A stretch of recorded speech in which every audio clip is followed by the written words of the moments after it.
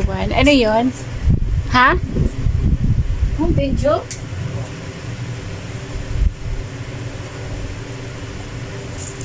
Everyone. So, happy selling to us, mga ka-stories. And update tayo sa ating sari-sari store. So, morning. Madaming gawain as usual. Araw-araw natin ginagawa itong mga ka-stories. Ano po? Butis. So, ayun mga ka-story. Mag-refill tayo ng ating mga chichirya. So, ito. Mga chichirya.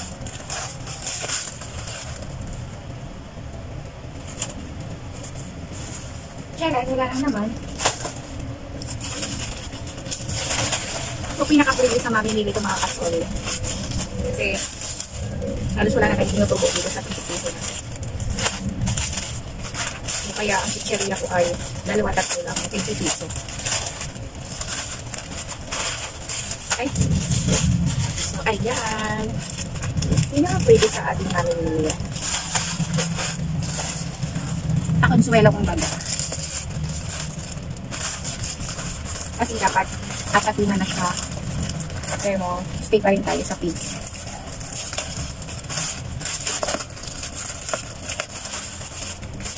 Wala ang ating mga barako na malinis.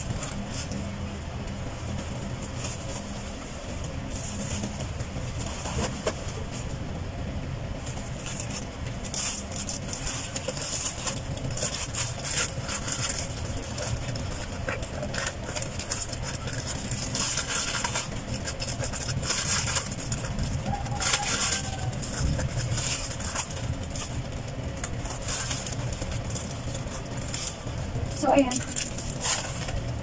Yamoy. Yamoy. Nakita ang yamoy.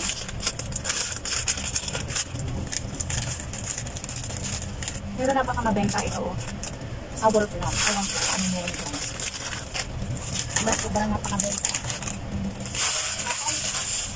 Ano gusto mong ipalit ko? All 5?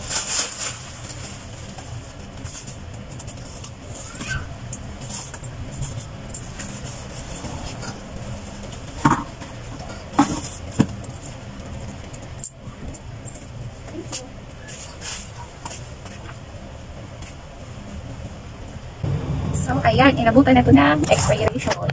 So, tomorrow pa ang Dani Gardenia. So, tomorrow pa ito mapapalitan mga ka-stories. Ayan, tapos, update tayo sa ating, hindi ko na na-i-haul mga ka-story yung bago nating cheap toys, tsaka bago kong gamis. Kasi, sa online Shopee ko lang po siya nabili sa Fea Store. So, ayan yung bago natin. 2 lang ang inilabas ko. Ayan. Tapos, ito, cheap toys. Nag-add ulit ako ng Roblox, tsaka ng Yo-Yo. Ang iba kasing bata, naghahanap ng ibang toys. So, ayan mga ka-story, ang update sa ating store. Mamaya, ay meron pa pala akong i-display. Yan, galing yan sa Emily's. Konti lang yan. Mga kulang-kulang lang.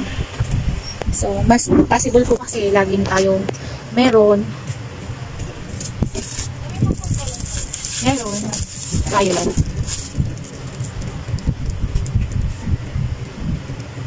Mga ka-story, gusto ko po kasi laging laging meron. Pag yung mga kaunti yung mga ka-story yung stock ko, naku, aligaga na ako niyan. Gusto ko maraming stock lagi. Hindi kasi uncomfortable yung feeling ko pag kaunti na lang yung aking stocks. Hindi pa ako nakakapamili kasi mas maganda po na kahit pa paano, kahit hindi siya masyadong fast moving, kukuha lang tayo ng mga ilang item para pag naghanap si customer, meron agad tayong maibibigay. So, yan po yung ginagawa ko. Halimbawa yung mga hindi masyadong fast moving, mga 3-2 lang po yung kinukuha ko niyan. At least, pag naghanap si customer natin, meron tayong ibibigay mga ka-stories. So, ayan yung ko sa inyo. Tips natin.